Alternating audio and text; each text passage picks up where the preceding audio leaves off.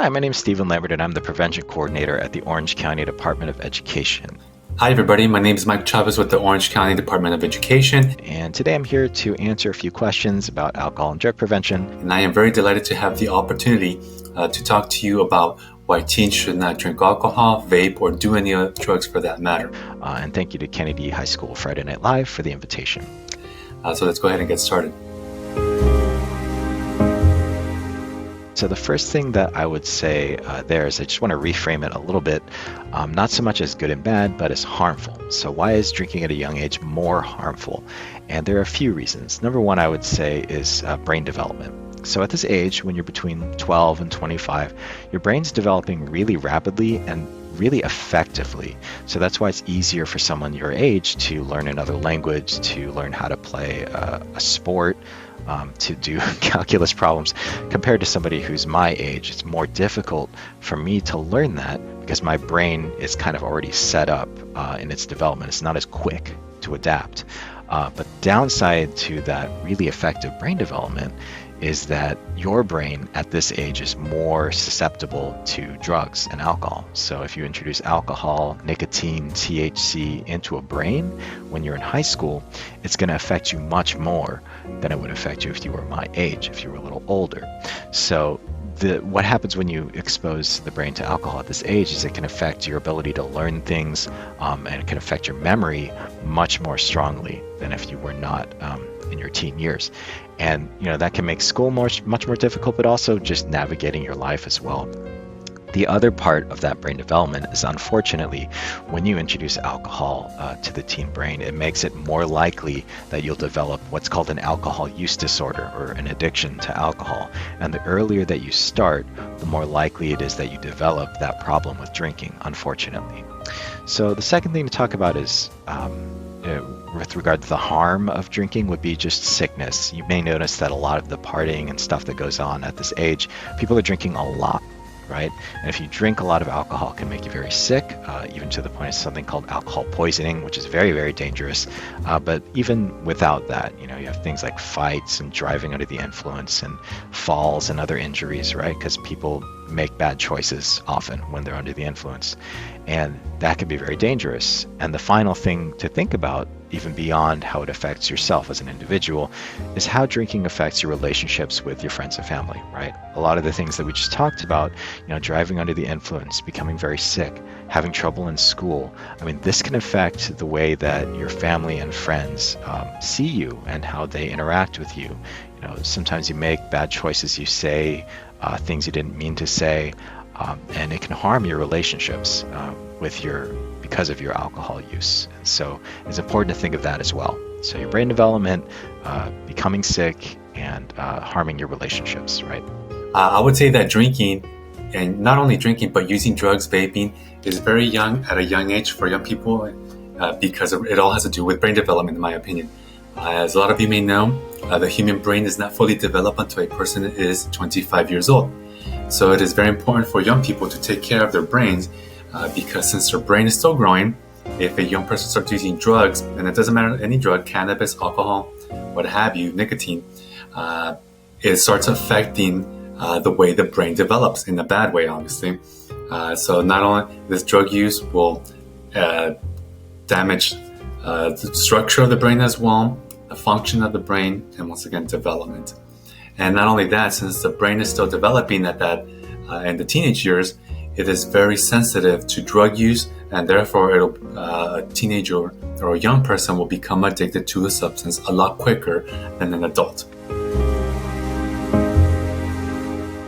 Well, the first thing that I would say is that it's never too late to stop, right?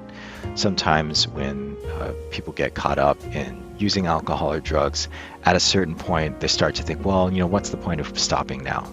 People think I drink alcohol, they think I smoke cigarettes, they think that's who I am, so why should I change now? But it's so important that we break that down and say, you know what, we're not going to judge people, even if they have started to use this, even though it's harmful for them, we're going to support them, and that it's never too late to quit. The second thing I would say, I know you asked for one piece of advice, but the second thing is to think about the reasons, right? and encourage them to think about, what are the reasons for using? Why are they continuing to use? What purpose is that serving for them? And then what are some healthier ways that they could fulfill that purpose? What are some ways that they could deal with those problems or those feelings, or get what they need without using alcohol or drugs?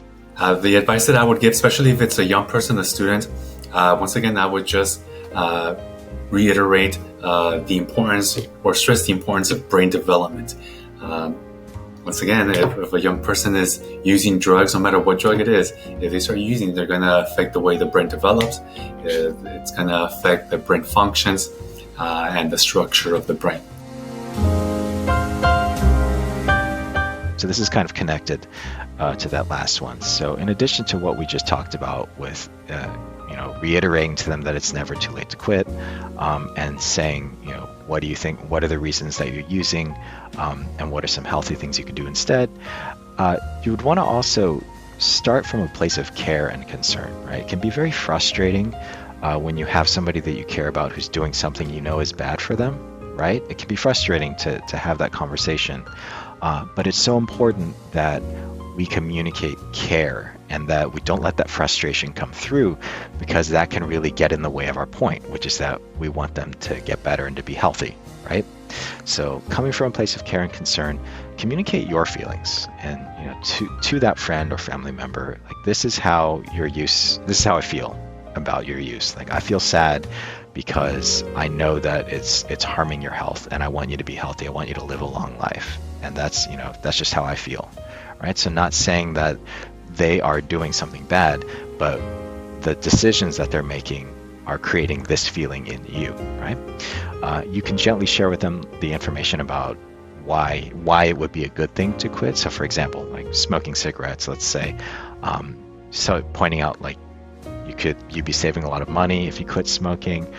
You'll probably live longer. You'll avoid really painful diseases, that like cancer and heart disease and emphysema, things that can really become very painful and cause a lot of suffering when you're older. And of course, offering your support, right? So it's really important, if you're trying to encourage somebody to quit, that you then will be providing them support, so that they feel like they have somebody on this journey with them who's going to be there emotionally, and help them as they walk through this. In my opinion, you can approach this in two ways. The first way to approach it, sometimes people share consequences, where it's mainly like you're focusing on the negative things of the person's use. So let's say a person is smoking. A person that's trying to help might say, well, if you continue to smoke, you could develop lung cancer, you could die. If you continue to smoke, your family will inhale that secondhand smoke, and you'll continue to waste your money. So I feel that approach is not the best way, because you're making it about them. You're pinpointing, a person might be pinpointing, like, might feel pain. The person might get defensive because you're just, the person might say all they're saying is you. If you're gonna go that way, share the consequences, I would make it more in general. So I would say people that smoke could develop lung cancer. People that smoke are addicted, they're wasting their money. People that smoke for a long time could die. So in that sense, you're not making it specific to the person that you want to stop. You're not making it about them, and therefore they will not get defensive. But the way that I would approach it, I guess you can call it's the positive way, where you're sharing the benefits if that person stops using. So once again, let's use the example of the smoker. So if you want them to stop, I would say, if you stop, you'll live longer. If you stop, you'll save money. If you stop, your family will not be exposed to secondhand smoke. In this case, I am using the word you so they realize that I'm talking about them specifically. But once again, I'm sharing the benefits instead of the consequences. So of course I would start with parents, or a trusted adult, right? I know that sometimes your relationship with your parents can be that if you were to bring this up, maybe you might get in trouble. I hope that's not the case, but for some people it is. That, you know, that's just the nature of your relationship with the parents. But there could be other adults in your family that you can go to as well, other relatives. Always, you know, your teachers, coaches, school counselors. Hopefully you would feel comfortable going to them and talking to them about that as well. Particularly if you just need some assistance with quitting, right? You need some support, and maybe you're not really sure where to start, what the process is. And counselors and therapists can really give you some strategies on how do you get started in this process. What are some of the ways that you can rethink your relationship with alcohol or drugs as you move forward? Well, this can be anybody that you trust. It can be friends, family, a trusted adult, especially at school. As long as you trust the person, open up to them, hopefully they can offer some help, some advice as far as where students can go to receive support if they have a drinking, vaping, drug use issue. Counselor as well. Schools nowadays, districts have people that their job is to support students, so that would be another great place to go to school. I guess I would just talk a little bit about peer pressure. So peer pressure, you hear that a lot, you know, peer pressure is so bad. And I want to explore that a bit. So peer pressure, yes, there's negative peer pressure to do things that are bad for you, but there's also positive peer pressure. So you, as somebody who cares for your friends and cares about your own health and well-being, you can be a force for positive health among your friends. You could be the positive influence. Even things like, you know, making healthy choices around eating, showing that you're not interested in drinking, or, you know, vaping is not really my thing, right? By saying these things and by showing like, this is like who I am, this is what I'm about, you can actually influence your friends to do things in a more healthy way, right? You may hear people say you're the average of your 5 closest friends, right? And it's true. I mean, to an extent, we are influenced by the people around us, and we can influence them as well. So you could be a positive peer pressure on your peers, on your friends, and don't be afraid to be who you are. The other thing too is if you find yourself constantly surrounded by negative peer pressure, and your friends are always pushing you to do things that you don't feel comfortable with, that you know are harmful to you, at a certain point you kind of have to draw your own boundaries and think, you know, is this friendship, or are these friendships helpful and positive? Are they a positive force in my life? And sometimes, you know, we have to walk away, and it's hard. It's painful. It's painful, but sometimes you have to, because sometimes, like we were talking about earlier, right? If you're trying to stop using alcohol and drugs, sometimes our friends are the ones who can make that really hard, because if we're around them in that setting, it makes us want to use alcohol or drugs. So sometimes we have to say goodbye to those friends, and that, you know, it's painful. But if you do find yourself surrounded by negative peer pressure, you kind of have to take a step back and think really hard about the force that your friends play in your life, and is it a positive one or a negative one? I would just like to emphasize the importance for young people to take care of their brains. I know I've said this before already, but it's very important that students realize that their brains don't fully develop until they're 25, and if a young person starts using at a young age, their brain can become addicted to substances a lot quicker. And not only that, the drug use, once again, doesn't matter if it's nicotine, vape, alcohol, it's going to affect, obviously in a negative way, structure, function, and development of the brain.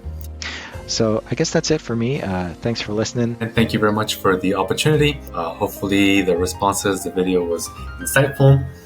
Thank you very much once again. Again, my name is Stephan Lambert, and Prevention Coordinator at the Orange County Department of Education. And thank you to Kennedy High School, FNL. I hope that you found this useful. Thanks.